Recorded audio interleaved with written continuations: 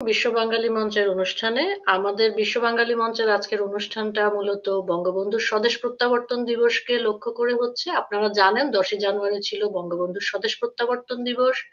1971 সালে যে রক্তক্ষয়ী মুক্তিযুদ্ধ হয়েছে 9 মাস, সেটা শেষে বঙ্গবন্ধু পাকিস্তানের জেল থেকে 10ই জানুয়ারি বাংলাদেশে প্রত্যাবর্তন করেন।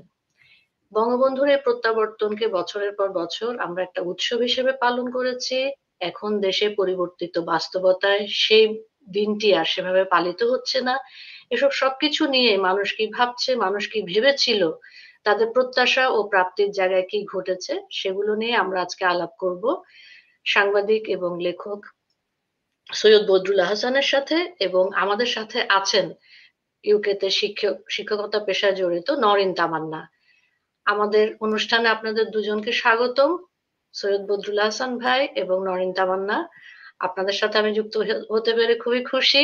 আশা করি যে আমরা আজকে একটা সুন্দর আড্ডা দিব বঙ্গবন্ধুর স্বদেশ প্রত্যাবর্তন দিবস নিয়ে। আমি মূলত একটু নার্ভাস ফিল করছি, কারণ এত বড় একজন মানুষকে নিয়ে আমি কি আলাপ করবো আমি ঠিক জানি না। আমার কাছে বঙ্গবন্ধু একজন পর্বতসম ব্যক্তি। আমি ছোটবেলা থেকে যা দেখে এসেছি, যা শুনে এসেছি এবং নিজের প্রজ্ঞা ও জ্ঞান দিয়ে যা বুঝে এসেছি, তাকে নিয়ে এই 1 ঘন্টার একটা সেগমেন্টে কি আলোচনা করব, কোনটা আসবে আর কোনটা আসবে না, সেটা নিয়ে আমি কিন্তু একটু টেনশনে আছি। তো আমি আপনাদের দুজনকে আহ্বান করব যে আপনারা একটু দর্শক শ্রোতাদের সাথে পরিচিত হবেন, তারপর আমরা আমাদের প্রশ্ন উত্তর পর্বে চলে যাব।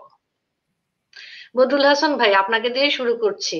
আপনি যদি সবার সাথে একটু পরিচিত হন, কারণ বিশ্ব বাঙালি মঞ্চ যারা দেখে বা এটার সাথে যুক্ত অনেকেই আছে ইয়াং, সবাই আমাদেরকে কিন্তু সেভাবে চেনে না, জানে না। জি, ধন্যবাদ আপনাকে।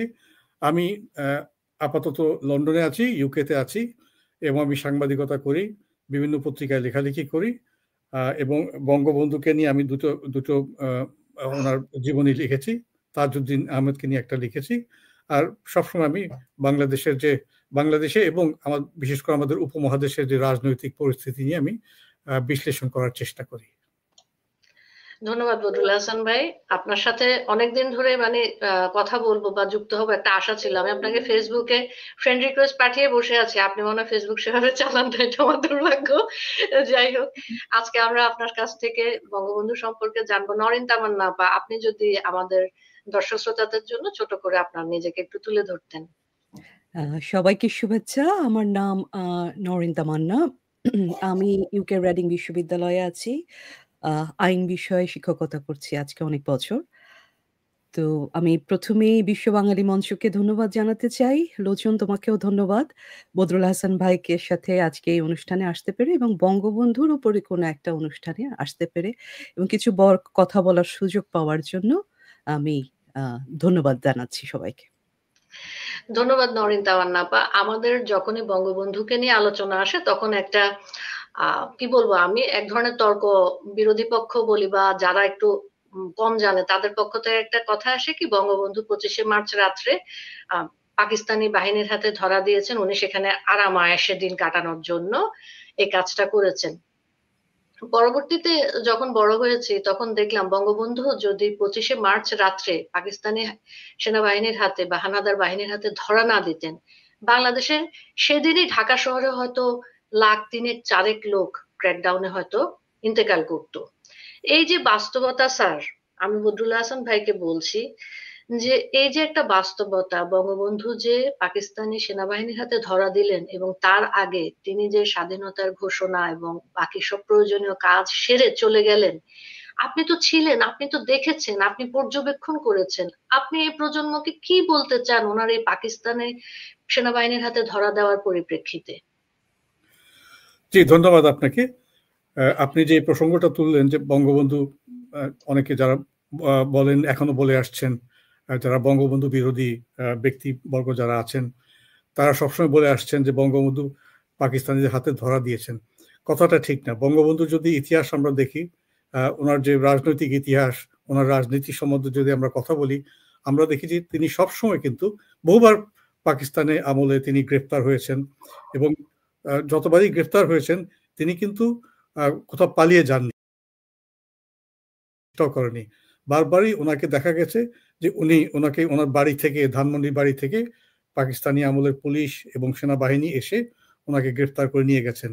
আবার মাঝে মাঝে এটাও দেখা গেছে যে তিনি যখন কোনো জেলে ছিলেন এবং দেখা গেল ওনাকে বেইলে মুক্ত করা হয়েছে,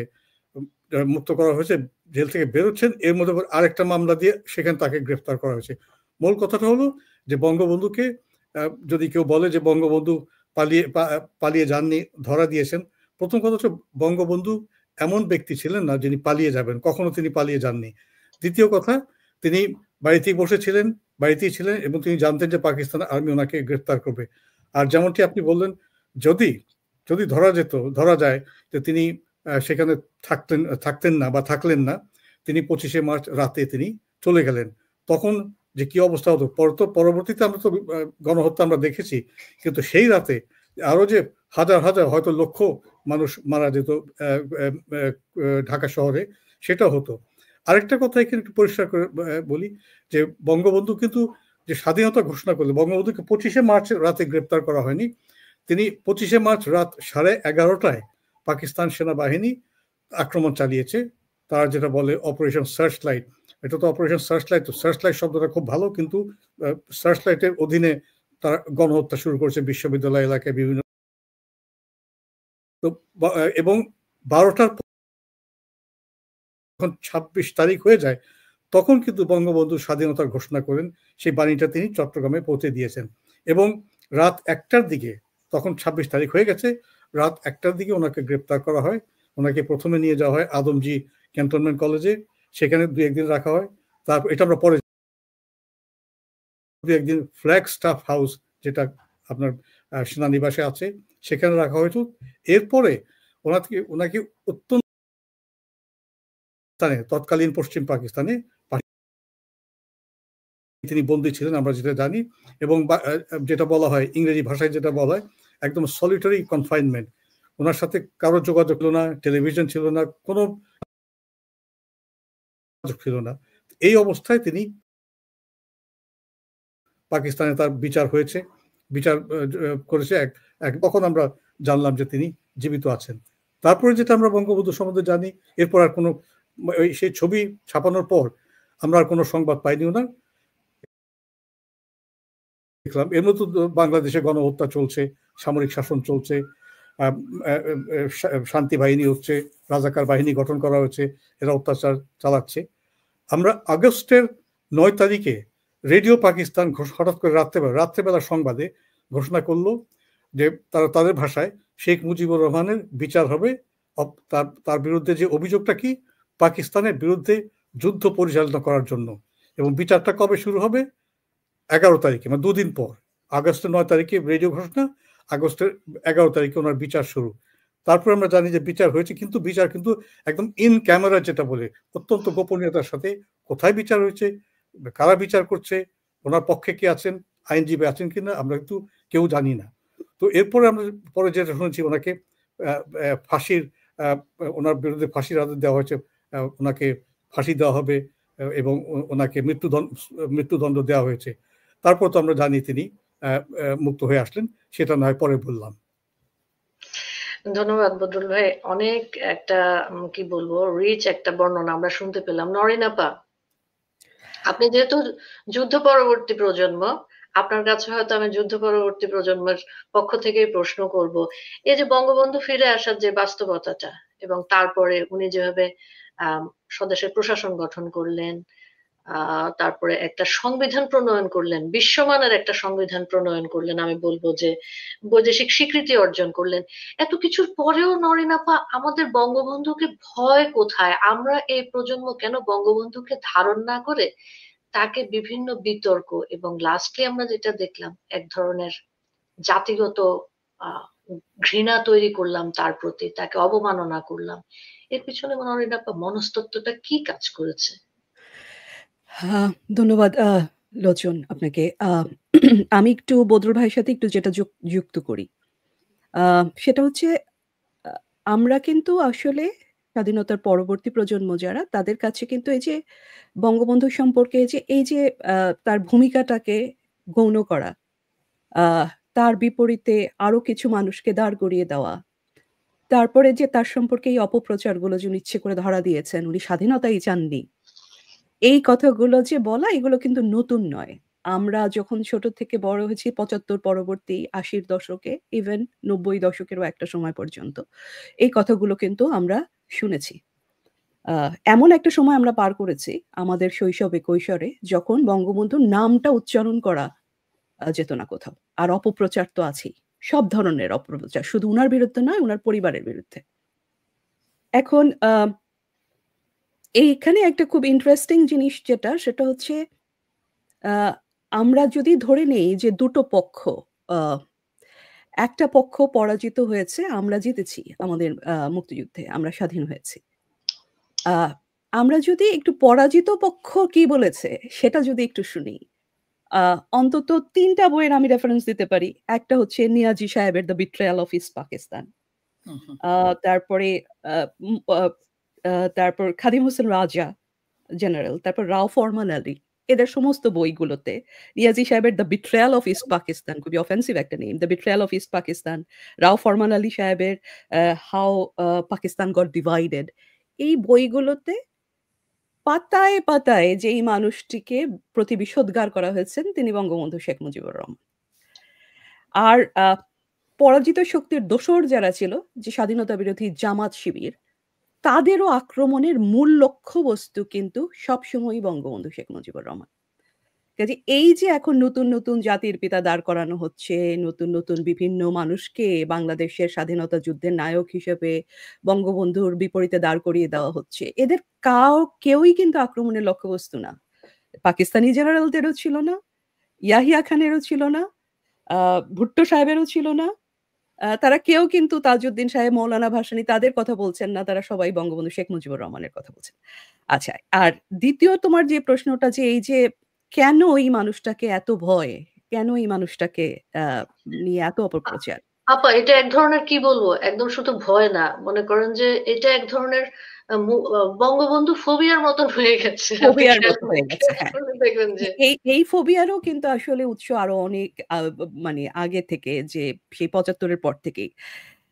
কারণ একটা যেটা আমি খুব যদি সংক্ষেপে বলি, তাহলে আমাদের খুব একটা জাতিগতভাবে একটা দুর্ভাগ্য হচ্ছে এটা যে স্বাধীনতার ৫৪ বছরের পরেও আমাদের রাষ্ট্রে আসলে ২ টো পক্ষ।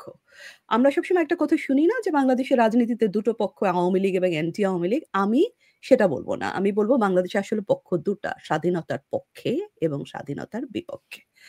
আর বঙ্গবন্ধু আর স্বাধীনতা, মুক্তিযুদ্ধ এইগুলো হচ্ছে সমার্থক। এখন এটা কারা বলছে যে বঙ্গবন্ধু স্বাধীনতার সমার্থক? এটা শুধু আমি বলছি না, আপনি বলছেন না, বদরুল ভাই বলছে না। এটা কিন্তু তারাও বলে আসলে যারা হচ্ছে এই স্বাধীনতাটা চায়নি। স্বাধীনতার বিরোধী শক্তি। সরাসরি বলে না কিন্তু যা বলে বা করে তা থেকে এটা খুব স্পষ্ট হয়। কারণ দেখুন ৫ই অগাস্টের পরে কি হলো? ৩২ নম্বরটা পোড়ানো হলো। ৩২ নম্বর পোড়ানো হলো কেন? ৩২ নম্বরে কি শেখ হাসিনা থাকতেন? না। ৩২ নম্বর হচ্ছে আ আমাদের স্বাধীনতার স্থপতির বাসা, বঙ্গবন্ধুর বাসা। এবং এই বাসাটা নিজেই একটা ইতিহাস। ইতিহাসের আমাদের স্বাধীনতা যুদ্ধের প্রতিটি বাঁকের ইতিহাস ধারণ করে আছে এই বাড়ি। কাজে এই বাড়ি যখন তারা পোড়াচ্ছে তখন তারা ইতিহাসের একটা স্তম্ভকে, ইতিহাসের একটা নিদর্শনকে, একটা বড় ধরনের একটা প্রতীককে তারা পুড়িয়ে দিচ্ছে। এবং যখন ৩২ নম্বর পুড়ছে তার সাথে, সাথে বাংলাদেশের স্বাধীনতার পক্ষের সবগুলো স্থাপনা আক্রান্ত হচ্ছে, বাংলাদেশের জাতীয় সংগীত আক্রান্ত হচ্ছে, আমাদের সংবিধান আক্রান্ত হচ্ছে, আমাদের সবকিছু আক্রান্ত হচ্ছে। কাজে এই যে বঙ্গবন্ধুকে ভয়টার যদি এক কথায় আমি বলতে চাই, ভয়টা হচ্ছে বাংলাদেশের স্বাধীনতার যুদ্ধকে, আমাদের ইতিহাসকে, আমাদের মুক্তিযুদ্ধকে এবং যেহেতু বঙ্গবন্ধু এটার প্রতীক, যেহেতু বঙ্গবন্ধু আমাদের স্বাধীনতার স্থপতি, কাজেই ৭১ কে মুছে ফেলতে হলে বঙ্গবন্ধুকে মুছে ফেলতে হবে। কারণ একটার চাইতে আরেকটাকে বিচ্ছিন্ন করে দেখার কোনো আসলে উপায় নেই। বদরুল ভাই এই যে আমরা একটা ফোবিয়ার কথা বলছিলাম আরকি। আমরা যখন আড্ডা দেই আমাদের বন্ধু-বান্ধবরা যারা সমমনা আছে, আমি প্রায় একটা কথা শুনি ওরা ঠাট্টা করেই বলে যে, "বন্ধু ঘটনা হচ্ছে যে, যে যেটা হতে চায় সে যখন এটা হতে পারে না, তখন এটাকে সে ঘৃণা করে।" তো বাংলাদেশের অনেক মানুষের ইনক্লুডিং আমাদের এই যে এখন অন্তর্বর্তীকালীন সরকারের প্রধান ইউনূস সাহেব, ওনাদের অনেকের ভিতরে কি বঙ্গবন্ধু হয়ে ওঠার একটা স্পৃহা ছিল, ওটা হতে না পেরে ওনারা এ ধরনের কাজকর্ম করে যাচ্ছেন? বা জামাত শিবিরের কথা যদি আমরা বলি, জামাত শিবিরের যেই তাদের ইয়ে বলি মানসপুত্র না গোলাম আজম, গোলাম আজমেরও কি বঙ্গবন্ধু হয়ে ওঠার একটা শখ ছিল নাকি? এই কারণে সে এরকম করে, এরকম করতে থাকে বঙ্গবন্ধুকে নিয়ে। এই ফোবিয়া এমন পর্যায়ে পৌঁছেছে যে দেখেন, আমি আমার যেটা পর্যবেক্ষণ আর কি, আপনি বলছেন যে গণ অভ্যুত্থান ঘটেছে, আমরা বলছি যে গণ অভ্যুত্থান ঘটেছে বা স্বৈরতন্ত্রের পতন ঘটেছে, নানা ঘটনা আমরা বলি। আমি যদিও নিজে স্বীকার করি না এটাকে, আমি জুলাই জুলুম বলি। তো জুলাই জুলুমের সময় মানুষ গণভবনে লুটপাট করছে, একটা বিশেষ অংশ খেয়াল করেন, তারা গান পাউডার নিয়ে যে 32 নম্বর পরিকল্পিতভাবে পুড়িয়ে দিচ্ছে। তো ওইটা কি আসলে গণ অভ্যুত্থানের অংশ, না ওইটা পরিকল্পিত নাশকতার অংশ? তা আমার কাছে শুধু মনে হয় যাচ্ছে ইউনূসকে দেশে ফেরার আগে চেয়েছিলেন যে উনি যেরকম বঙ্গবন্ধু স্বদেশ প্রত্যাবর্তন করেছেন, সেভাবে ওনাকে এয়ারপোর্ট থেকে এরকম লক্ষ লক্ষ মানুষ যায় নিয়ে আসবে। উনি একটা ইউনূস প্রত্যাবর্তন দিবস করবে বঙ্গবন্ধু স্বদেশ প্রত্যাবর্তন দিবসের বিপরীতে। এরকম কোনো ঘটনা কি আপনার কাছে পর্যবেক্ষণে মনে হয় নাকি, যে তাদের ভিতরে যেই আকাঙ্ক্ষাটা ছিল সেটা চরিতার্থ না হওয়ার কারণে তারা বঙ্গবন্ধুকে এ ধরনের অবনমন করার চেষ্টা করে সারাক্ষণ? সবাই তো আর বঙ্গবন্ধু হবেন না, সম্ভাবনাও নেই। তা বঙ্গবন্ধুকে যে যারা ভয় করেন, আপনি যেমন শব্দটি ব্যবহার করলেন বঙ্গবন্ধু ফোবিয়া, এই ফোবিয়াটা কিন্তু 1971 সালের আগে পাকিস্তানেও একটা ছিল। তখন বঙ্গবন্ধু 6 দফা নিয়ে আন্দোলন করছিলেন, আগরতলা মামলা থেকে বেরিয়ে, আগরতলা মামলার আগেই তিনি যেভাবে পাকিস্তানের গণতন্ত্রের জন্য আন্দোলন করছিলেন, এবং সবাই পাকিস্তানের অন্য নেতারাও গণতন্ত্র চেয়েছে, কিন্তু বঙ্গবন্ধুর গণতন্ত্র 6 দফার ভিত্তিতে তার একটাই উদ্দেশ্য ছিল যে তৎকালীন পূর্ব পাকিস্তানে আপনার যেটা বলি স্বায়ত্ত শাসন, রিজনাল অটোনমি যাতে হোক, সেটা তিনি চেয়েছেন। এবং আমাদের এটাও মনে আছে যে প্রথম দিন যখন আগরতলা মামলা শুরু হয় আদালতে, বিশেষ আদালতে, স্পেশাল ট্রাইব্যুনাল বলা হতো, 3 জন বিচারক ছিলেন, তো এর মধ্যে 2 জন বাঙালি, আর প্রধান বিচারক ছিলেন পাকিস্তানি এক ভদ্রলোক। তো এরা যখন শুরু করেন বিচার, প্রথম দিনে যখন বঙ্গবন্ধু সেই আদালতে গেলেন ঢাকা সেনানিবাসে, তখন এক সাংবাদিক ছিলেন এখানে, আমাদের অত্যন্ত শ্রদ্ধেয় সাংবাদিক, তিনি এখন প্রয়াত, ফয়েজ আহমদ সাহেব, আমরা ওনাকে ফয়েজ ভাই বলতাম। তো উনি বঙ্গবন্ধুকে ভালো করে চিনতেন, সেই আমলের সাংবাদিক, এবং বঙ্গবন্ধু উনি এবং অন্যান্য সাংবাদিকরা ঠিক সামনে বসেছিলেন, এবং পিছনে 35 জন আসামি, এবং 1 নম্বর আসামি বঙ্গবন্ধু শেখ মুজিবুর রহমান। তখন বঙ্গবন্ধু ফয়েজ সাহেবকে দেখে ডাকলেন, এই ফয়েজ, তিনি উত্তর দিলেন না। আবার দ্বিতীয়বার ফয়েজ, তিনি উত্তর দিলেন। তৃতীয়বার একটু উঁচু কণ্ঠে বঙ্গবন্ধু, এই ফয়েজ। তখন ফয়েজ সাহেব বললেন যে ওনার দিকে না তাকিয়ে, যে মুজিব ভাই, এখানে কথা বলা যাবে না, পাকিস্তানি ইন্টেলিজেন্স লোক আছে। তখন কিন্তু সেই ভরা আদালতে বঙ্গবন্ধুর কণ্ঠ তো ধরাজ গলা ছিল, তিনি বলে উঠলেন, বাংলাদেশে থাকতে হলে, এটা কিন্তু কোর্ট অ্যান্ড আনকোর্ট, বাংলাদেশে থাকতে হলে শেখ মুজিবুর রহমানের সাথে কথা বলতে হবে। এই যে এই ব্যক্তিরা, তিনি আদালতে গিয়েছেন, তার বিচার শুরু হবে, তার ফাঁসি হবে, জেল থেকে বের আসবে নাকি আজীবন জেলে থাকতে হবে তিনি জানেন না, কিন্তু এই কথাটা তিনি বলেছেন। আর যে 6 দফার কথা, তখন 6 দফার কথা উঠতো, তখন ওনাকে অনেকে জিজ্ঞেস করছেন যে যদি 6 দফা যদি না হয় আপনি কি করবেন, তিনি একটা আঙ্গুল উঁচু করতেন, মানে 1 দফা, সেই স্বাধীনতা, এটা তিনি বলতেন। তো এইটা পাকিস্তানি আমলে আমরা দেখেছি। আর বাংলাদেশে যেটা আমরা দেখেছি, ওনাকে ভয় পাওয়ার কারণটা আছে যে তিনি পাকিস্তান নামক রাষ্ট্র, এক ব্যক্তি, তিনি পাকিস্তান নামক এই রাষ্ট্রটাকে তিনি ভেঙে দিয়েছেন। এটা প্রথম কথা, পাকিস্তান হওয়াই দরকার ছিল না। 1947 সালে যেটা হয়েছে, যে পার্টিশনটা হয়েছে, যেটা আমাদের দুঃখের কারণ, আমাদের কষ্টের কারণ, তো তিনি এটা বুঝেছেন যে পাকিস্তানটাকে ভাগতে হবে। এবং আমরা দেখেছি বঙ্গবন্ধু কিন্তু এটাও আমাদের মনে রাখতে হবে, তিনি কিন্তু মুসলিম লীগের সাথে জড়িত ছিলেন, সরোয়ার্দী সাহেবের সাথে জড়িত ছিলেন, এবং ওনার রাজনৈতিক জীবন মুসলিম লীগ কর্মী হিসেবেই শুরু হয়েছে। কিন্তু এই ব্যক্তি দেখেন আপনি, বঙ্গবন্ধুর সাথে ওনার যে সমসাময়িক যারা ছিলেন রাজনীতিবিদ, তারা কিন্তু ওই গণ্ডি থেকে, মুসলিম লীগের গণ্ডি থেকে বা আপনার কমিউনাল পলিটিক্স থেকে আরম্ভ করে ওইখান থেকে তারা বেরোতে পারে নাই। একমাত্র বঙ্গবন্ধুই 48 সালের পর থেকে তিনি ওইখান থেকে বেরিয়ে এসেছেন, এবং তিনি একটা সেকুলার মানুষে পরিণত হয়েছেন। তখন 6 দফার সময় আসলো, সম্পূর্ণ একটা তিনি অসাম্প্রদায়িক ব্যক্তিতে পরিণত হয়েছেন, এবং তিনি পাকিস্তানকে তিনি যে পাকিস্তান যে ওনাকে চ্যালেঞ্জ করেছেন সেই 1970 নির্বাচনের পরে, ওনার কাছে ক্ষমতা হস্তান্তর না করে উল্টো ওনাকে গ্রেফতার করে এবং ওনার জনগণের উপর এই গণহত্যা চাপিয়ে দিয়ে, এটা তাদের একটা ভয় ছিল। এবং যখন ইয়াহিয়া খান আওয়ামী লীগকে নিষিদ্ধ করেন, বঙ্গবন্ধুকে গ্রেফতার করেন, তিনি একটাই কথা বলেছিলেন, তিনি অনেকগুলো কথা বলেছেন, এর মধ্যে মূল কথা যেটা, this man has committed crimes, he has defiled the photograph of the father of the nation, this crime will not go unpunished, এটা ইয়াহিয়া খান বলেছেন। এই কথাটার উপর কিন্তু তারা 9 মাস চালিয়ে গেছেন। তারপর যে বাংলাদেশের পরে, বাংলাদেশ স্বাধীন হওয়ার পরে যদি আমরা কথা বলি, এত ভয় কিসের, বঙ্গবন্ধুকে এত ভয় কিসের? হ্যাঁ, ভয় আমরা প্রথমেই দেখেছি যে, দেখেন যখন বঙ্গবন্ধুকে হত্যা করা হলো 15ই আগস্ট 1975 সালে, আমরা প্রথম যেটা দেখলাম যে ওরা চেষ্টা করলো যে বঙ্গবন্ধুর প্রথম দিন থেকেই বঙ্গবন্ধুর ঐতিহ্য, বঙ্গবন্ধুর ইতিহাস যাতে না থাকে, ওই জয় বাংলাকে বাদ দিয়ে প্রথম দিনই খন্দকার মোশতাক রেডিওতে, টেলিভিশনে তার বক্তৃতা করে তিনি বাংলাদেশ জিন্দাবাদ বললেন। এইটা শুনে পাকিস্তানের প্রধানমন্ত্রী তখন জুলফিকার আলী ভুট্টো, তিনি পুলকিত হয়ে ঘোষণা করলেন যে তিনি ইসলামিক রিপাবলিক অফ বাংলাদেশকে তিনি স্বীকৃতি দিচ্ছেন। ইসলামিক রিপাবলিক হয়নি, কিন্তু তিনি এটা করেছেন এবং বাংলাদেশের জনগণের জন্য চাল এবং কাপড় পাঠিয়ে দিয়েছেন। এরপরে আমরা যেটা দেখলাম যে বঙ্গবন্ধুর পর্যায়ে যাওয়া অনেক চেষ্টা অনেকেই করেছেন এবং অনেক রাজনীতিবিদ ওনার সময় ছিলেন। এক রাজনীতিবিদ, এখন নাম নিব না, তিনি উল্লেখ করেছিলেন যে আমি তো শেখ মুজিবের সাথে রাজনীতি করেছি, কিন্তু এটা কি ব্যাপার, আমি লেখাপড়া অনেক করেছি, অনেক বই লিখেছি, কিন্তু সে কিভাবে জাতির পিতা হয়ে যায়? এখন ওইটার প্রশ্ন কি, সে যদি লেখাপড়া মানুষই যদি জাতির পিতা সব হয়ে যায়, তাহলে তো পৃথিবীর বিভিন্ন বিশ্ববিদ্যালয়ের ভিসিরা জাতির পিতা হয়ে যেত। তো বঙ্গবন্ধু উপরে উঠে গেলেন। এরপরে আমরা যেটা দেখলাম যে 75 পরবর্তী সময়ে যেটা আমরা দেখেছি যে বঙ্গবন্ধুকে ভুলিয়ে ফেলার জন্য আমরা দেখলাম যে আরেকটা তথাকথিত একটা জাতীয়তাবাদ নিয়ে এসলো, তথাকথিত বাংলাদেশি জাতীয়তাবাদ।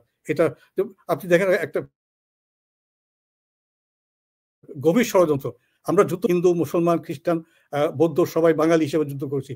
যেই বাংলাদেশি জাতীয়তাবাদ নিয়ে আসলো, এর মধ্যে কিন্তু অন্তর্নিহিত ছিল সেই তথাকথিত দ্বিজাতি তত্ত্ব, মোহাম্মদ আলী জিন্নাহ, সেটা দেখলাম।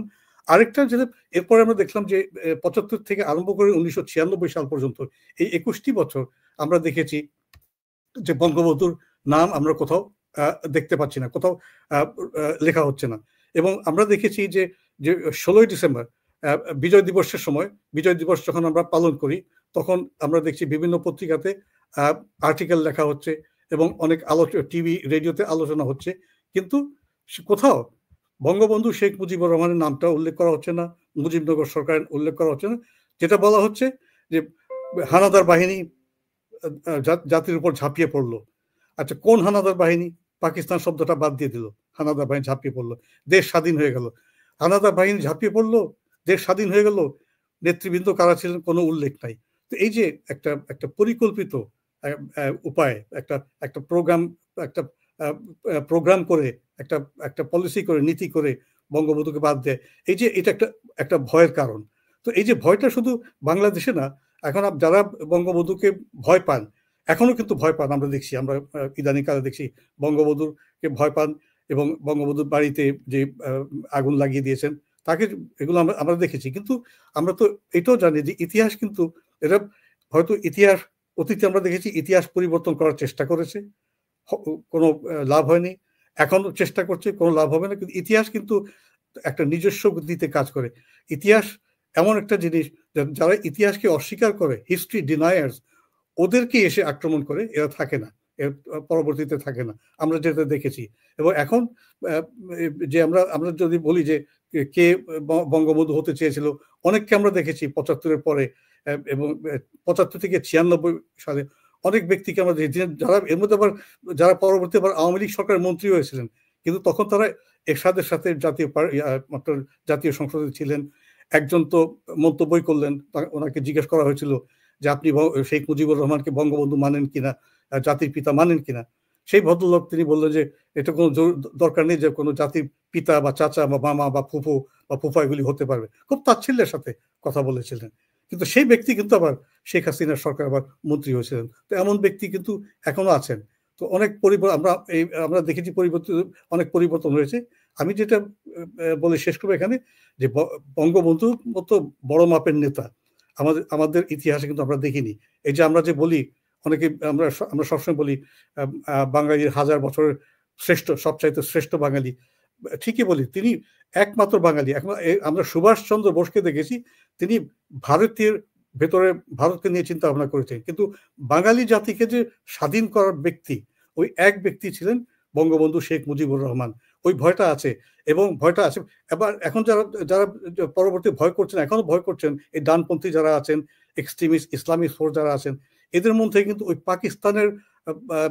পাকিস্তান প্রতি যে তাদের প্রীতি, এটা কিন্তু এখনো যায় নেই। ওই জিনিসটা তারা এখনো মনে রেখেছেন। এখন দেখেন ওই জিন্দাবাদ বলতে চান, এখনো নারায়ণ তকবীর নিয়ে স্লোগান দেন। তো জয় বাংলা বলতে নাকি লজ্জা লাগে। সেদিন দেখলাম একজন বর্তমানে এক রাজনৈতিক দল, তিনি বলছেন যে বহু বছর পর জিন্দাবাদ শব্দটা শুনলাম, নারায়ণ তকবীর শুনলাম, আমার খুব ভালো লেগেছে। এটা তো তার তো লজ্জা লাগার কথা। তো তুমি জিন্দাবাদ তোমার ভালো লাগছে, নারায়ণ তকবীর তোমার ভালো লাগছে, কিন্তু তোমার নিজের, তিনি আবার কিন্তু মুক্তিযুদ্ধে ছিলেন, মুক্তিযোদ্ধা, কিন্তু তিনি বলছেন আমার জয় বাংলাটা এত বহু বছর জয় বাংলা শুনছি, ওইগুলো শুনছি না। তো এইগুলি থাকবে, কিন্তু আমাদের সকলের বিষয় এটা, যতই মুছে ফেলার চেষ্টা হোক না কেন, বঙ্গবন্ধু জায়গায় আছে। বঙ্গবন্ধু যে সংগ্রাম, তিনি যে পাকিস্তানের 23 বছর সংগ্রাম করেছেন, এত বারবার জেলে গিয়েছেন, সেই ব্যক্তি শেষ পর্যায়ে পাকিস্তানের কারাগারে ছিলেন, মৃত্যুদণ্ড তার উপর আরোপ করা হয়েছিল। তার নামে দেশ স্বাধীন হয়ে গেছে। স্বাধীন বাংলা বেতারের কথা যদি দেখি, কতগুলো গান এখন যদি আমরা ইউটিউবে যাই, আমরা দেখো বঙ্গবন্ধুকে লিখে, আপনি যে প্রোগ্রামটা শুরু করলেন সন্ধ্যা মুখোপাধ্যায়ের গান দিয়ে, এরকম আরো গান আছে বঙ্গবন্ধুর উপর। তাতে মানে কি, আমরা পুরো দেশটা বঙ্গবন্ধু নামে, বঙ্গবন্ধু এবং বাংলাদেশ একই সাথে, মিনিটা একই। আপনি বঙ্গবন্ধুকে বাদ দিলে বাংলাদেশকে বাদ দিতে হবে। তো কিন্তু এর কোনোটাই হবে না। বাংলাদেশও থাকবে, বঙ্গবন্ধুও থাকবে। যারা চেষ্টা করছেন যে বঙ্গবন্ধুকে মুছে ফেলবে, আগে অতীতেও চেষ্টা করা হয়েছে, তারা কোনোদিন পারেনি, আগামীতেও পারবে না। নরেন আপা, আপনার কাছে আসছি, যে এই যে একটা পরিস্থিতি তৈরি হয়েছে, পরিস্থিতিটা একটু অন্যরকম। এই পরিস্থিতির জন্য নরেন আপা শুধু কি বিদেশি শক্তির ষড়যন্ত্র দায়ী, নাকি আমরা যারা দেশের অভ্যন্তরে ছিলাম বা দেশ নিয়ে চিন্তা করি তাদেরও কোনো না কোনো ধরনের সম্পৃক্ততা এর সাথে রয়েছে? একটা জিনিস আসলে তার আগে একটু এই প্রশ্নটার উত্তর দেওয়ার আগে একটা জিনিস আপনি বলেছিলেন লোচন, যেটা হচ্ছে যে ডক্টর মোহাম্মদ ইউনূস সরকার আসার পরে আমরা যেটা দেখলাম, খুব জোরে সোরে আবার বঙ্গবন্ধুকে মোছার চেষ্টাটা মানে শুরু হলো আবার নতুন করে। এখানে একটা কথা আমার না বললেই না। উনি তো, ডক্টর মোহাম্মদ ইউনূস তো একজন শান্তিতে নোবেল বিজয়ী একজন মানুষ, এবং তিনি শিক্ষক ছিলেন। আমি চট্টগ্রাম বিশ্ববিদ্যালয়ে পড়াশোনা করেছিলাম, উনি সেখানেই শিক্ষকতা করেছেন। উনার আরেকটা পরিচয় আছে। আমি অসম্ভব অবাক হয়েছিলাম যখন উনি ক্ষমতা গ্রহণেরও আগে উনি এক সাক্ষাৎকারে উনাকে জিজ্ঞাসা করছে যে 32 নম্বর পোড়ানো হচ্ছে, যে বিভিন্ন স্থাপনাগুলো করছে, আক্রান্ত হচ্ছে, এই বিষয়ে উনার মতামত কি? তখন উনি বলছেন, ক্যান ইউ ব্লেম দেম? মানে এটাকে উনি জাস্টিফাই করছেন। শুধু যে জাস্টিফাই করছেন এটা না, কিছু জিনিস যখন ধ্বংসাত্মক কার্যকলাপ চলে দেশে, তখন কিন্তু এই জিনিসটাকে জাস্টিফাই করা মানে এটাকে এক ধরনের উৎসাহ প্রদান করা। উনি কিন্তু সেই উৎসাহটা প্রদান করেছেন। শুধু তাই না, কোনো জায়গায় এটার কোনো উনি নিন্দা করেননি, এদের বিরুদ্ধে কোনো ব্যবস্থা গ্রহণ করেননি। শুধু তাই না, উনি ইন্টারন্যাশনালি উনি গিয়ে বলছেন যে কি বাংলাদেশের রিসেট করতে হবে ইতিহাসকে। এর মানে হচ্ছে, তার মানে হচ্ছে উনি এই যে ইতিহাসকে মোছার, ইতিহাসকে, বাংলাদেশের মুক্তিযুদ্ধকে, স্বাধীনতা যুদ্ধকে আক্রমণ করার একেবারে উনি সরাসরিভাবে নিজেকে এটার সাথে জড়িত করে ফেললেন। তো এই দুঃখটা, মানে এটা শকিং যে এইভাবে আমরা আসলে কোনো কেয়ারটেকার গভর্নমেন্ট কথা বলতে পারে স্বাধীন বাংলাদেশে। মানে কেয়ারটেকার গভর্নমেন্ট উনি না, কিন্তু যাই বলি আমরা উনাকে, সাংবিধানিকভাবে তো উনি আসলে কি আমরা ঠিক জানি না। কিন্তু এইভাবে যে কেউ সরাসরি বলতে পারে, এটা মানে এমনকি বাংলাদেশের যে খুবই আমাদের ঘাত প্রতিঘাতের রাজনীতি, সেখানেও এটা খুবই বিরল আমি বলবো, যে এত নগ্নভাবে বলা। এরপরে আরেকটা জিনিস যেটা, সেটা হচ্ছে যে ইতিহাসটাকে কেন মুছতে চাইছে, এটা খুব ইন্টারেস্টিং। আমার কাছে মনে হয় যে ওই জর্জ অরওয়েল বলেছিলেন না একটা কথা, যে whoever controls the past controls the future. কাজে এই জায়গায় নিজেদের একটা ন্যারেটিভ যে তৈরি করা এবং স্বাধীনতা বিরোধীদের একটা ন্যারেটিভ যে তৈরি করা, এই যে পরাজয়ের বেদনাটা তারা ভুলতে পারেনি এবং এই সেই চেষ্টা আজকে অব্যাহত রেখে, এবং তারাই এখন মনে করছে যে তাদের একটা মোক্ষম সুযোগ এসেছে তাদের সামনে। কাজে সেটাই আমরা এখন দেখতে পাচ্ছি। আর এই ইতিহাসটাকে, যেটা বদরুল ভাই বলছিলেন যে ইতিহাসকে মোছা যাবে কি যাবে না, এখন যেই মানুষটা বঙ্গবন্ধু, যেই মানুষটা একটা দেশ দিয়েছেন আমাদেরকে, জীবনের একটা বিশাল সময় উনি জেলে কাটিয়েছেন, এমনকি নিজের এবং নিজের শিশু পুত্র, তার পরিবারের, স্ত্রীর, পুত্রদের, পরিবারের শেষ রক্তবিন্দু দিয়ে উনি সার্ভ করেছেন এই দেশের মানুষকে। আজকে তার ইতিহাস মুছে দেবে কারা? কত কয়েকজন অথর্ব ক্ষমতালোভী মানুষ, এই দেশের স্বাধীনতা বিরোধী শক্তি, আর হচ্ছে কিছু অর্বাচীন ছেলে মেয়ে ইতিহাস বিচ্যুত, যারা কিনা এই লাখ টাকার হেলিকপ্টারে চড়ে 200 টাকার কম্বল বিতরণ করতে যায়। তারা হচ্ছে উনাকে মুছে দেবে? এতই সহজ। আমার শুধু একটা মানে শিক্ষক হিসেবে একটা সাজেশন এই ছেলেদের প্রতি, ইতিহাসটাকে একবার পড়ো। এই চেষ্টা নতুন না, এই চেষ্টা এর আগেও করেছে, আগেও হয়েছে।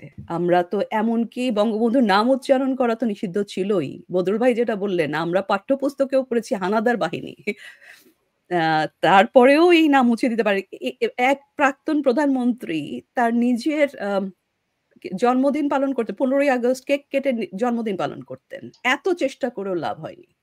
কাজেই এইটা কোনোদিনই মুছে ফেলা যাবে না। তো সেটা হচ্ছে কথা।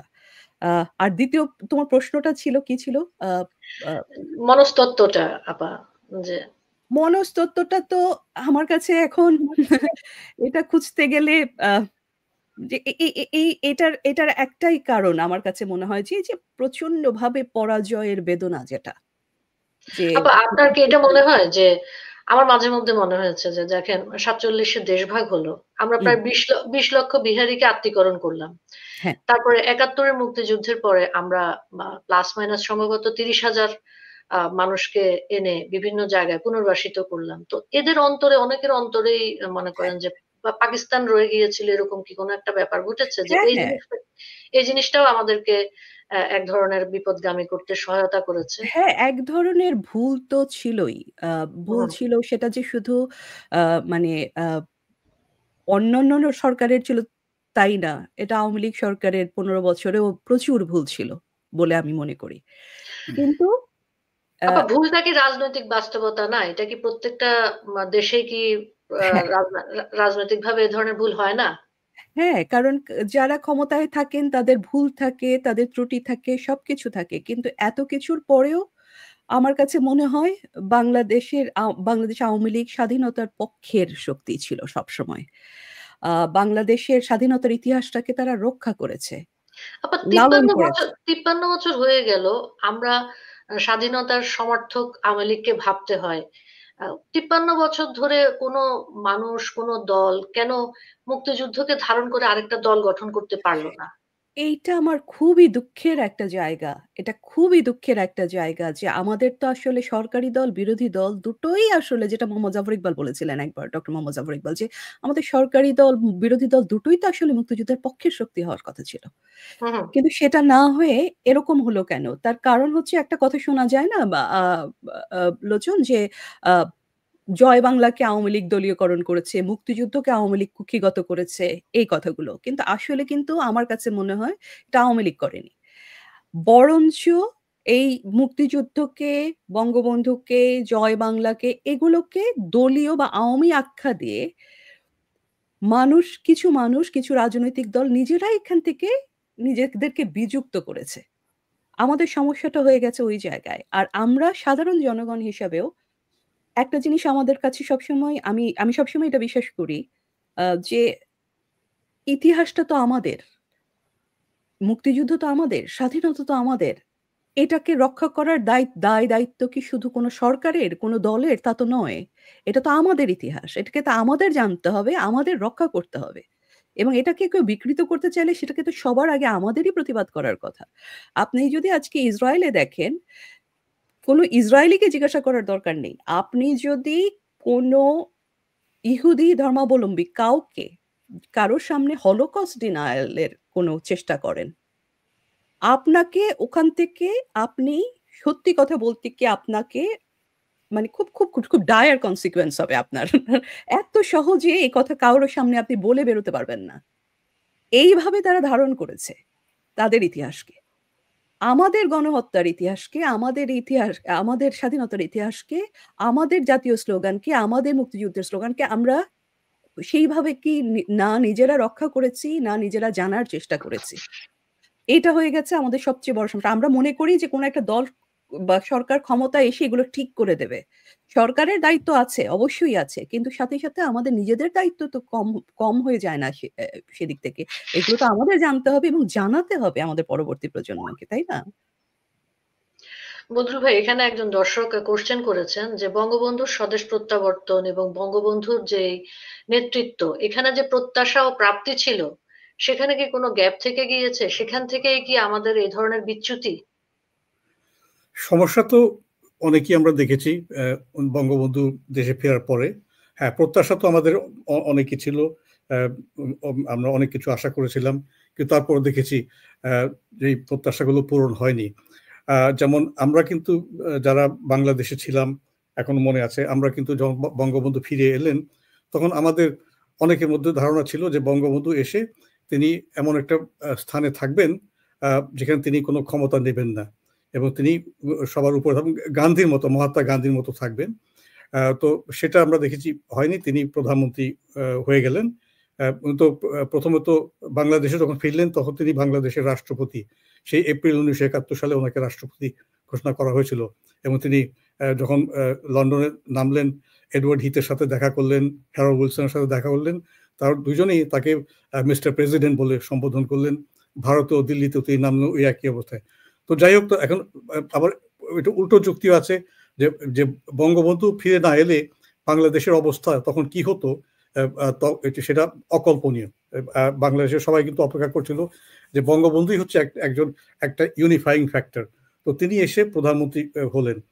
এরপরে আমরা যেটা দেখেছি যে যে এই প্রত্যাশাগুলো কেন পূরণ হয়নি, বঙ্গবন্ধুর সময় উনি 3.5 বছর সময় পেয়েছিলেন দেশ শাসন করার, কিন্তু এর মধ্যে দেখবেন ওনার সামনে অনেক সমস্যা ছিল।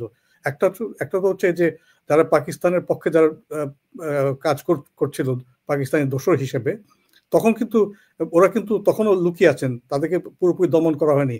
হ্যাঁ, আমরা দেখেছি রাজাকারদেরকে, কোলাবোরেটর, দোসর, এদেরকে অনেককে গ্রেফতার করা হয়েছে, কিন্তু বাকিরা কিন্তু রয়ে গেছেন এবং তারা ওইভাবে প্রপাগান্ডা চালাচ্ছেন। এবং এরপরে আমরা এটাও দেখেছি যে পাকিস্তানে কয়েকজন আপনার প্রভাবশালী বাঙালি রয়ে গেছিলেন। যে সিলেটের মাহমুদ আলী ছিলেন, হামিদুল হক চৌধুরী ছিলেন যিনি পাকিস্তান অবজারভারের মালিক ছিলেন। তারপরে নুরুল আমিনকে আমরা দেখেছি, তিনি ভুট্টো পাকিস্তানের প্রেসিডেন্ট, তিনি আবার ভুট্টোর সময় পাকিস্তানের ভাইস প্রেসিডেন্ট। তারপরে গোলাম আজম, গোলাম আজমকে আমরা জানলাম যে গোলাম আজমকে ভুট্টো সরকার আপনার মধ্যপ্রাচ্যের বিভিন্ন দেশে পাঠিয়েছেন এবং বাংলাদেশ সরকারের বিরুদ্ধে প্রপাগান্ডা চালানোর জন্য। তিনি এখানে প্রপাগান্ডা কি করলেন, যে এখানে বাংলাদেশে, স্বাধীন বাংলাদেশে মুসলমানদেরকে হত্যা করা হচ্ছে। আপনি দেখেন, তিনি দেখানোর চেষ্টা করছেন যে শেখ মুজিবুর রহমানের দেশে, স্বাধীন বাংলাদেশে মুসলমানরা নিরাপদ নেই। এটা তিনি বিভিন্ন সৌদি আরব, লিবিয়া, ইরাক, বিভিন্ন জায়গায় যেখানে গেছেন তিনি এটা প্রপাগান্ডা চালিয়েছেন। এটা আমরা দেখলাম। আবার দেখলাম যে 1972 সালে যে বাংলাদেশ যখন আবেদন করলো জাতিসংঘের মেম্বারশিপের জন্য, সদস্য পদের জন্য, তখন সেখানে বাংলাদেশের সদস্য পদ যাতে না দেওয়া হয়, ভুট্টো সরকার পাঠালেন রাজা ত্রিদিব রায়কে। ত্রিদিব রায় আবার ভুট্টো সরকারের মন্ত্রী, সেখান তিনি করেছেন। এটা আমরা দেখলাম। তারপরে এই যে অনেকে যে এখন বলেন যে এত বছর পরেও আপনাদের দেশে এই অবস্থা কেন, এই পরিস্থিতি কেন হয়, রাজনৈতিক ক্রাইসিস কেন হয়। আমি একটাই বলি যে আমাদের দেশে এই প্রথম কথা তো বঙ্গবন্ধুর আমলে এই সমস্যাগুলো ছিল এবং তিনি এটা কাটিয়ে আবার ওদিকে আবার উগ্র বামপন্থী যারা ছিলেন, সবরা পার্টি, সিরাজ শিকদার, আব্দুল হক, এরা কাজ করছিলেন। আব্দুল হক তো 1974 সালের অক্টোবর মাসে ভুট্টোকে চিঠি পাঠিয়েছেন, ভুট্টোর হাতে ওনার চিঠি গিয়েছেন, তিনি তার ভাষায় যে আপনার স্বৈরাচার মুজিব সরকারকে উৎখাত করতে আপনার সাহায্য দরকার। ভুট্টো আবার তার ক্যাবিনেটকে এটা দেখিয়েছেন এবং নোট দিয়েছেন যে he is a good man, তাকে সাহায্য করা দরকার। এই যে অভ্যন্তরে দেশের ভেতরে থেকে ষড়যন্ত্রকারীরা ছিল, এটা কিন্তু ওই সরকারের সময়, বঙ্গবন্ধু সরকারের সময় একটা এদেরকে নিয়ন্ত্রণে আনা বা এদেরকে শনাক্ত করার একটা সমস্যা ছিল। তারপর পরবর্তী আমরা দেখলাম যে জাতিসংঘের কথা তো বললামই। এরপরে যেটা আমরা আশা করিনি কখনো, যখন দেশ স্বাধীন হলো আমাদের একটা খুব ভালো লাগছিল যে আমরা পাকিস্তান থেকে বেরিয়ে এসেছি। পাকিস্তান একটা সামরিক রাষ্ট্র হয়ে গিয়েছিল। আমরা দেখলাম আইয়ুব খান ছিল, ইয়াহিয়া খান ছিল। এর আগে কোনো গণতন্ত্র ছিল না, একটা নির্বাচন হলো, যে নির্বাচনের মাধ্যমে পাকিস্তান ভেঙে গেল। তো আমরা আশা করছি একটা পুরোপুরি গণতান্ত্রিক একটা দেশ আসবে, কিন্তু 15ই আগস্টে সেই আশাটা আমাদের ধূলিসাৎ হয়ে গেল। বঙ্গবন্ধুকে সপরিবারে হত্যা করা হলো। এরপরে আমরা দেখলাম আবার 3রা নভেম্বর 4 জন নেতাকে হত্যা করা হলো জেলে। তারপরে দেখলাম সামরিক শাসন এলে গেল, যে সামরিক শাসন আমরা আশা করিনি। আমরা ধরে নিয়েছিলাম যে সামরিক শাসন আমরা পাকিস্তানে দেখেছি, বাংলাদেশে আমরা সেটা দেখবো না। কিন্তু পরবর্তীতে আমরা দেখলাম জেনারেল জিয়াউর রহমান এলেন, জেনারেল হোসেন মোহাম্মদ এরশাদ এলেন। এরপরে তো আমরা দেখছি যে আমাদের যে রাজনীতি সব উল্টো পথে যাচ্ছে। তো এই যে আমাদের যে প্রত্যাশার কথা বললেন, আমাদের প্রত্যাশাগুলো এইসব কারণে কিন্তু এই প্রত্যাশাগুলো আর ঠিক রইল না। তারপর যেটা আমরা আশা করেছিলাম যে ঠিক আছে, 21 বছর পর 1996 সালের জুন মাসে যখন আওয়ামী লীগ শেখ হাসিনার নেতৃত্বে আবার ক্ষমতা এলেন, তখন কিন্তু আমাদের আশা ছিল একটা দেশ একটা গণতন্ত্রের দিকে যাবে।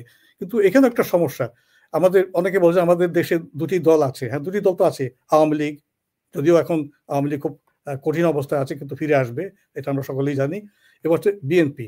এখন এই দুই দলের মধ্যে আওয়ামী লীগ তো মুক্তিযুদ্ধের নেতৃত্ব দিয়েছে, এটা আমরা সবাই জানি। বিএনপিতেও কিন্তু অনেক মুক্তিযোদ্ধা আছেন, তারা কিন্তু ইদানিং কথা বলতে আরম্ভ করেছেন মুক্তিযুদ্ধের পক্ষে, যে মুক্তিযুদ্ধের বিরুদ্ধে যে কার্যকলাপগুলি হচ্ছে এখন, এই মুক্তিযোদ্ধারা, প্রাক্তন মুক্তিযোদ্ধারা যারা বিএনপিতে আছেন, সিনিয়র লিডারশিপে আছেন, তারা কথা বলতে আরম্ভ করেছেন। কিন্তু তারপর আরেকটা ব্যাপার আছে যে বিএনপির কথা যদি বলি, এদের যে প্রথম যখন আসেন, ক্ষমতায় আসেন বা তাদেরকে যখন তৈরি করা হয়, বিএনপি তৈরি করা হয়, তখন কিন্তু তাদের রাজনীতি আওয়ামী লীগের রাজনীতি থেকে একদম ভিন্ন। ও যেটা শুরুতে বললাম, বাঙালি জাতীয়তাবাদ, বাংলাদেশি জাতীয়তাবাদ, এখানে কিন্তু আওয়ামী লীগকে কোনো আপনার কম্প্রোমাইজ করতে হবে না। বিএনপির দরকার এখন, যেহেতু দেশটা এমন এক পর্যায়ে গেছে যে স্বাধীনতা যুদ্ধের ইতিহাস, মুক্তিযুদ্ধের ইতিহাস সবকিছু রক্ষা করতে হবে। এইগুলো যাতে এই দুই দলের মধ্যে ব্যবধানটা কমে আসে, এটা দেখতে হবে। এই দুই দলকেই দুদিকে নেতৃত্ব দেখতে হবে। আরেকটা যেটা বললে, প্রত্যাশার কথা যদি বলি, এখানে বলতেই হবে যে বিগত 15 বছরে আমরা যেটা দেখেছি, আওয়ামী লীগ আমলে, শেখ হাসিনার আমলে, যে বঙ্গবন্ধুকে যে তারা যেভাবে ফলাও করেছেন, বঙ্গবন্ধু তো বঙ্গবন্ধুই, জাতির জনক, জাতির পিতা, ওনার স্থান তো উপর থাকবেন। কিন্তু তার পাশাপাশি যেটা করা উচিত ছিল, যে মুক্তিযুদ্ধে যারা অন্য নেতৃবৃন্দ যারা ছিলেন মুজিবনগর সরকার, তাজউদ্দিন আহমদ, সৈয়দ নজরুল ইসলাম, মনসুর আলী, কামরুজ্জামান এবং অন্যান্য যারা সবাই মুক্তিযুদ্ধে অংশগ্রহণ নিয়েছেন, তাদের ভূমিকাটাও ওইভাবেই উপরে রাখা উচিত ছিল। ভারতে তো আমরা দেখছি নেহরু গান্ধীর কথা আছে, কিন্তু প্যাটেলের কথা আসে, আম্বেদকরের কথা আসে, আবুল কালাম আজাদের কথা আসে। কিন্তু আমরা কিন্তু গত 15 বছরে দুঃখজনকভাবে আমরা যেটা দেখেছি, অতীতে আমরা দেখেছি যে যখন ওই 21 বছরের কথা যদি বলি, বঙ্গবন্ধুর নাম উল্লেখ করা হতো না, মুক্তিযুদ্ধকে ঠিকভাবে প্রচারিত করা হতো না মুক্তিযুদ্ধকে। কিন্তু গত 15 বছরের আমরা যেটা দেখেছি, যখনই মুজিবনগর দিবসটা আসে, 17 এপ্রিল যেটা আসে, সেখানে একটা সাদামাটা একটা সাপ্লিমেন্ট হয়ে যায়, একটা ক্রোড়পত্র হয়ে যায় বিভিন্ন পত্রিকাতে। সেটা কিন্তু এই যারা নেতৃত্ব দিয়েছেন, কিভাবে নেতৃত্ব দিয়েছেন, কি কঠিন পরিস্থিতিতে তারা সরকার গঠন করেছেন, দেশ যুদ্ধ পরিচালনা করছেন, এই কথাগুলো কিন্তু আমরা আমাদের যুব সম্প্রদায়কে আমরা দেইনি। এটা কিন্তু আমি বলবো যে এটা আমরা যারা মুক্তিযুদ্ধের পক্ষে কথা বলি, বা যে সরকার মুক্তিযুদ্ধের পক্ষে কথা বলতো, তাদের কিন্তু একটা দায়িত্ব ছিল। এবং যে আমরা যেটা একটা কথা সবসময় আমাদের মনে রাখি, যে বাংলাদেশের ইতিহাসে একমাত্র নেতা ছিলেন বঙ্গবন্ধু যিনি পুরো জাতিকে একত্রিত করেছেন। যদি ইংরেজি ভাষা ব্যবহার করি, মানে he reached out to all the people of the country, এটা ছিলেন বঙ্গবন্ধু। কিন্তু আপনি দেখেন বঙ্গবন্ধুর মৃত্যুর পরে, উনি নিহত হওয়ার পরে এমন নেতা কিন্তু আমরা পাইনি। আমরা সবসময় দলীয় নেতা পেয়েছি। যে প্রধানমন্ত্রী পেয়েছি, দুই দলের প্রধানমন্ত্রী পেয়েছি, এরা কিন্তু ওই দলীয় প্রধানমন্ত্রী রয়ে গেছেন। আবার সামরিক শাসনের কথা বলি, ওরা সামরিক নেতাই রয়ে গেছেন। তো এই যে সব মিলিয়ে আমাদের যে একটা সমস্যার ফলে যেটা হয়েছে যে পাকিস্তানের কাছে যে আমাদের যে অনেকগুলো প্রশ্ন ছিল যে পাকিস্তান আমাদেরকে স্বীকৃতি দেয় না, আমাদের গণহত্যা স্বীকার করে না কেন, ক্ষমা চায় না কেন, এখন তারা করেনি। পাকিস্তানের সাথে আমাদের অ্যাসেটস, লায়াবিলিটিস, আমাদের সম্পদ, এটা নিয়ে বঙ্গবন্ধুর সময় আলোচনা হয়েছে, এরপর আলোচনা হয়নি।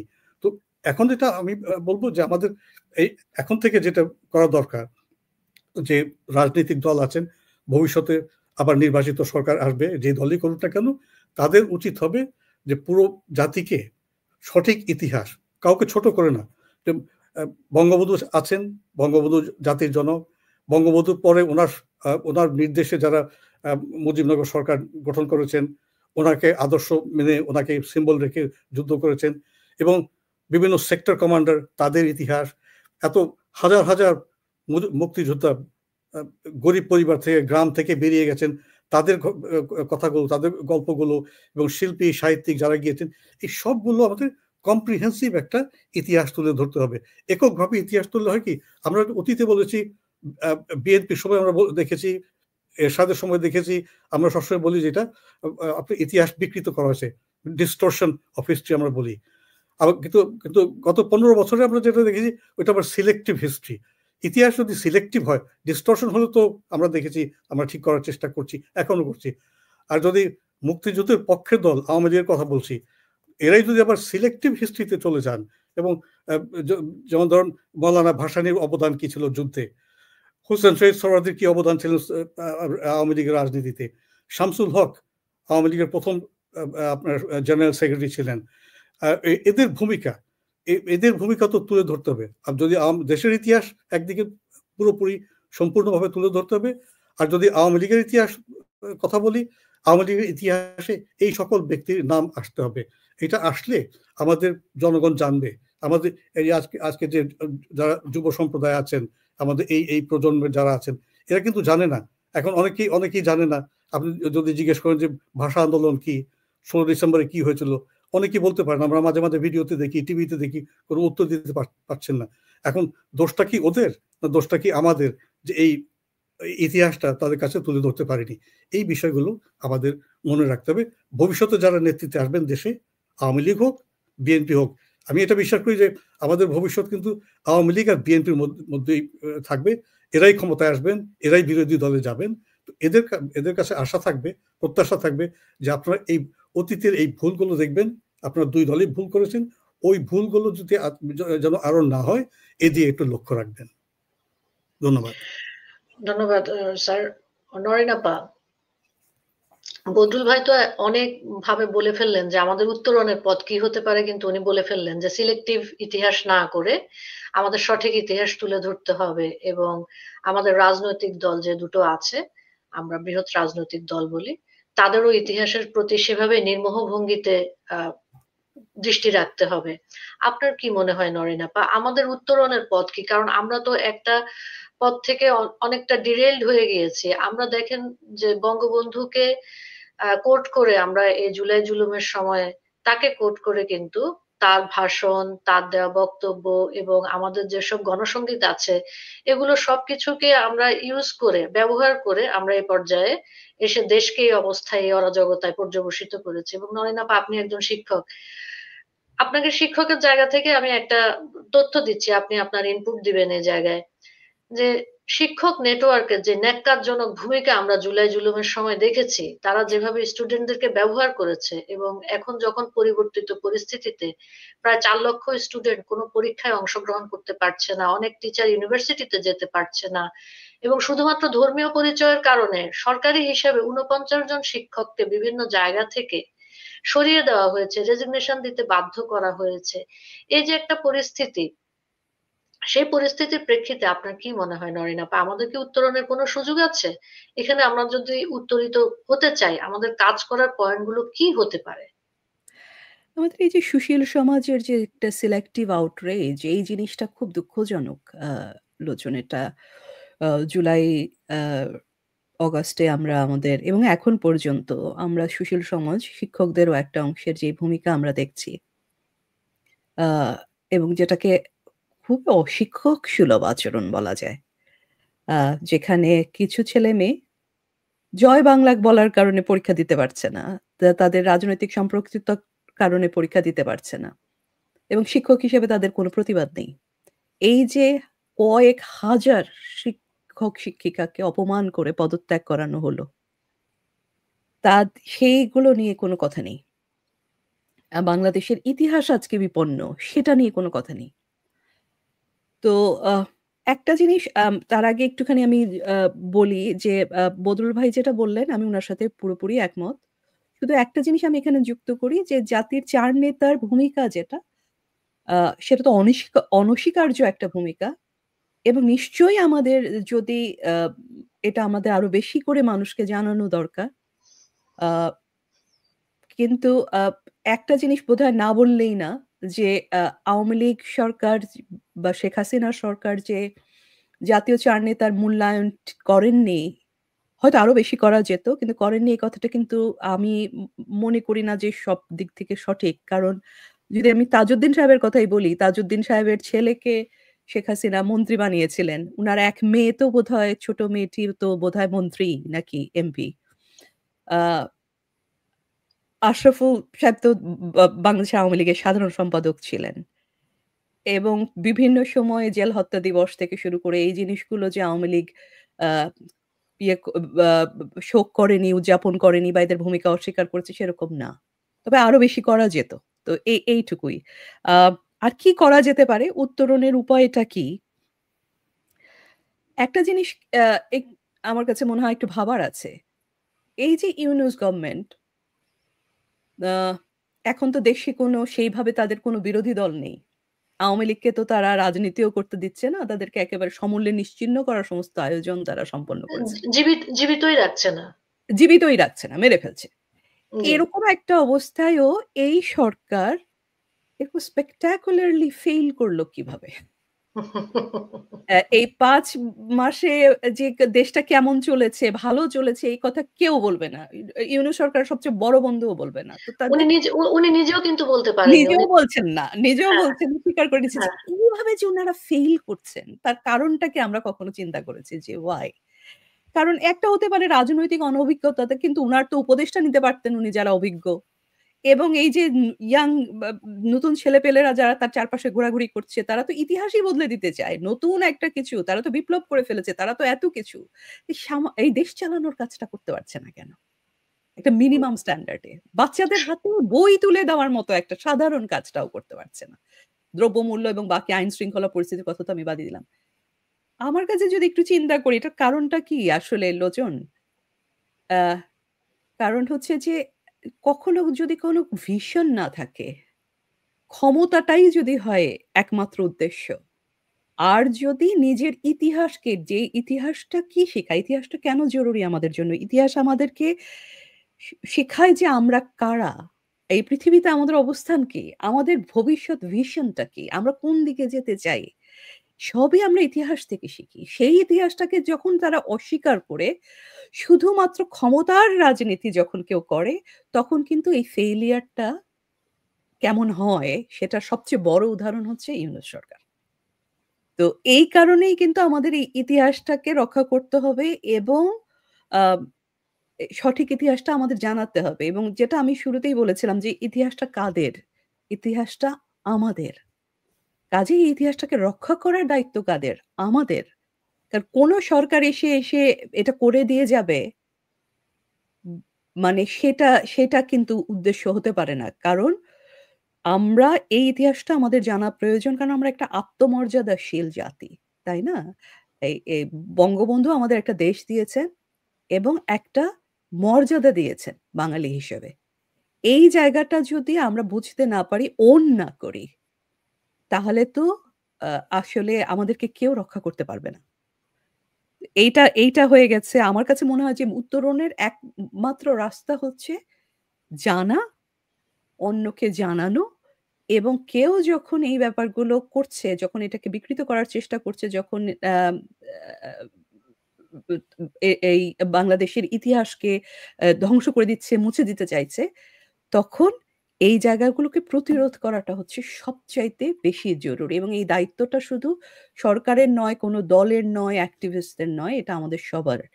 এবং শুধু সবার বলতে সাধারণ মানুষ তো বটেই, বেশি দায়িত্ব যারা শিক্ষিত সমাজ আছেন, যারা আ মানে সুশীল সমাজ আছেন, তাদের দায়িত্বটা সবচাইতে বেশি এখানে।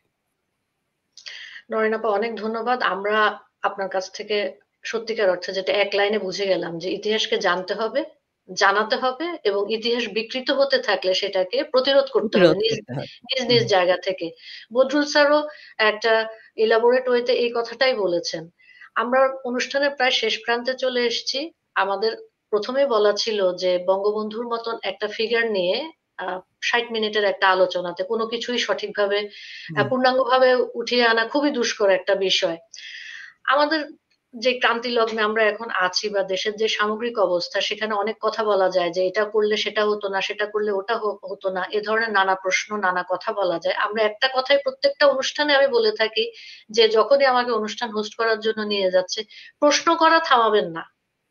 প্রশ্ন করা থামালে আপনার আওয়াজ যদি থেমে যায়, তাহলে দেশে যা ঘটছে তা বহির্বিশ্ব এবং দেশের অভ্যন্তরে যারা আছে তারা জানতে পারবে না। কারণ আমাদের যে মিডিয়া, 140টার মতন যে মিডিয়া, সেগুলোর কণ্ঠ সত্যিকার অর্থে রোধ করে রাখা হয়েছে। আমরা অনেক খবর জানতে পারছি না। বাংলাদেশ সংকটে আছে।